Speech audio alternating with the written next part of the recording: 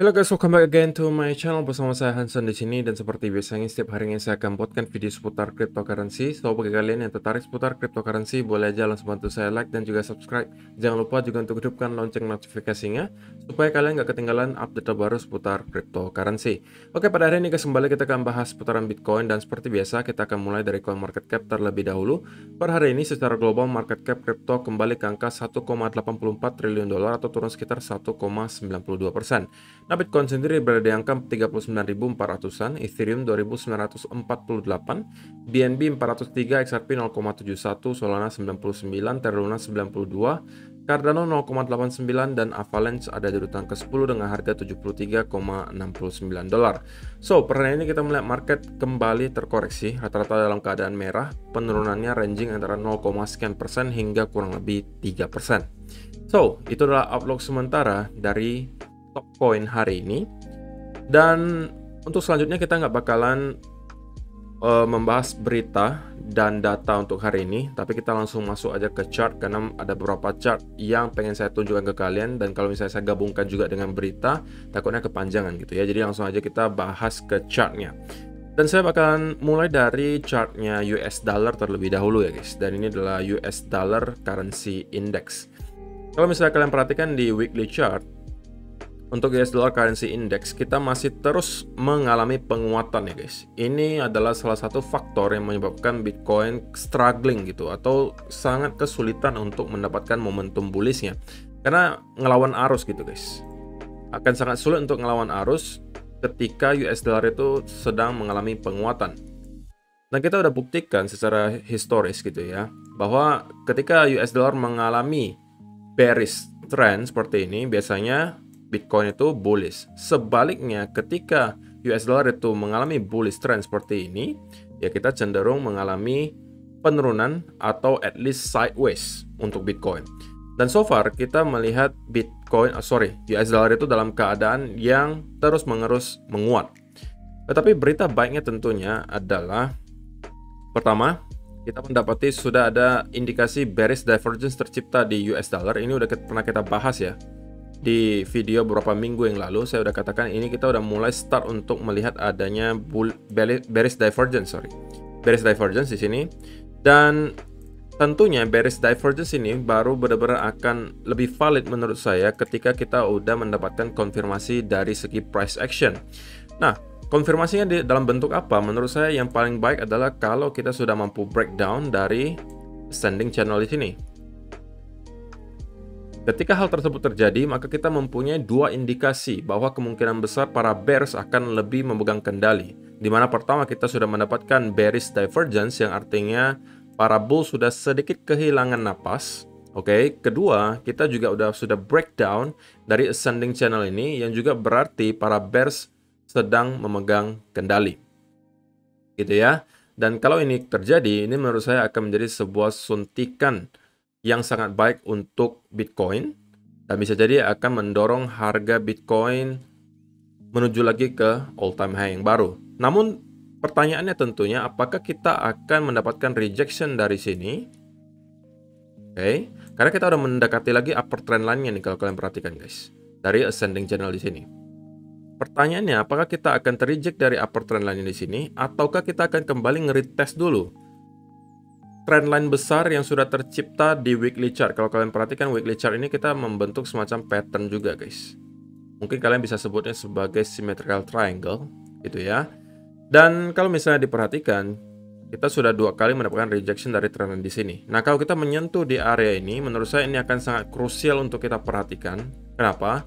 Karena kalau kita sampai mampu breakout di sini dan closing di atas area tersebut kemudian konsolidasi, ini bisa berarti bahwa US dollar akan terus mengalami penguatan, oke? Dan itu akan kemungkinan menyebabkan Bitcoin kembali drop dan bisa jadi akan menuju ke low baru, mungkin break di bawah 30.000. Itu adalah yang saya lihat gitu ya sekarang. Tentunya itu saya nggak pengen lihat terjadi, dan saya pengennya ngelihat apa? Rejection di US dollar. Rejectionnya dari mana? Bisa dari upper trend line di ascending channel di sini, atau yang kedua kita bisa mendapatkan rejection dari sekitaran trendline di sini. Dan ketika rejection tersebut terjadi, gitu ya. Kita mungkin bisa akan melihat Bitcoin sedikit ketarik ke atas, tapi yang akan lebih lagi membuat saya senang kalau misalnya saya melihat US dollar nanti itu mendapati breakdown dari ascending channel di sini. Oke. Skenario paling idealnya menurut saya pribadi adalah kita meretest dulu upper trendline-nya di sini, kemudian mendapatkan rejection dan kita broke down dari ascending channel di sini dan kita konsolidasi di area ini dan membentuk pattern bearish continuation dan kita akan drop lebih bawah. Ini adalah skenario paling idealnya menurut saya dan ini akan membuat Bitcoin kembali ke all time high yang baru. Oke. Dan hal kedua, penyebabnya kenapa Bitcoin kembali terpressure hari ini adalah karena US dollar, bukan US dollar lagi, US stock market alias pasar saham di US, khususnya saham dalam bidang teknologi atau tech stock di US yang dirangkum di Nasdaq gitu ya, itu kembali mendapati penurunan yang cukup signifikan dalam satu hari terakhir. Kalau kalian perhatikan, kita ukur ya. Dalam 2 hari saja, kita mendapati ada penurunan sebesar 6,36%. Dan penurunan 6% dalam kurun waktu 2 hari di pasar saham itu termasuk cukup dalam gitu guys. Dan sekarang kita approaching area low sebelumnya lagi. Oke? Kalau misalnya kita mendapati rejection dari sini, tentunya ini adalah indikasi baik bahwa kita bisa jadi membentuk double bottom, oke? Namun kalau tidak, kita bisa jadi akan mendapatkan sedikit support di area trendline di sini. Oke, trendline ini sudah tercipta dari tahun 2018 kemarin, guys. Ini kita berkali-kali mendapatkan semacam resistance di sini dijadikan area support, dijadikan support, dan harusnya kali ini juga kita bisa jadikan dia sebagai area support. Oke. Dan lagi-lagi, kalau misalnya ini tidak mampu hold, tentunya ini juga akan menjadi sebuah berita buruk bagi Bitcoin, dan kita akan melihat Bitcoin juga drop lebih dalam. Jadi beberapa chart di sini adalah chart yang sangat berkorelasi dengan Bitcoin, dan ini juga harus kita pantau gitu guys.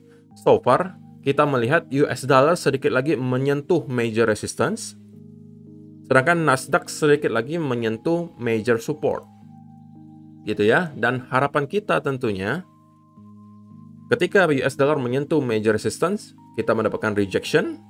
Ketika Nasdaq menyentuh major support, trend line-nya di sini kita mendapati rebound.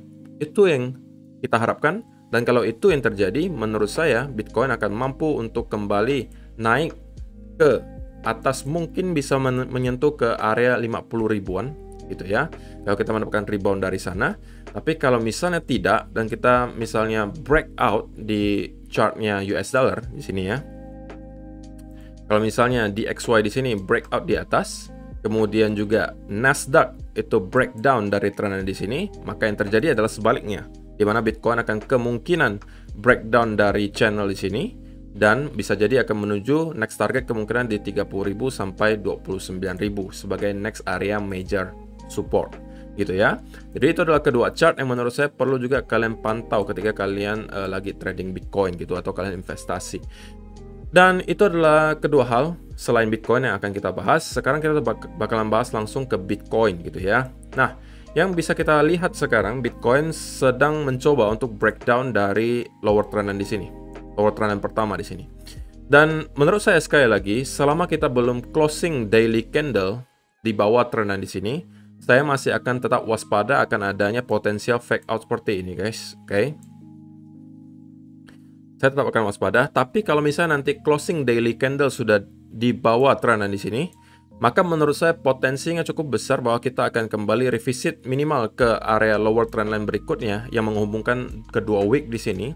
Yang harusnya kalau kita tarik sekarang berada kurang lebih di area 38.000, which is ini adalah area yang sebelumnya merupakan support juga kalau kalian perhatikan. Di sini kita jadikan support, di sini support, support, dan support.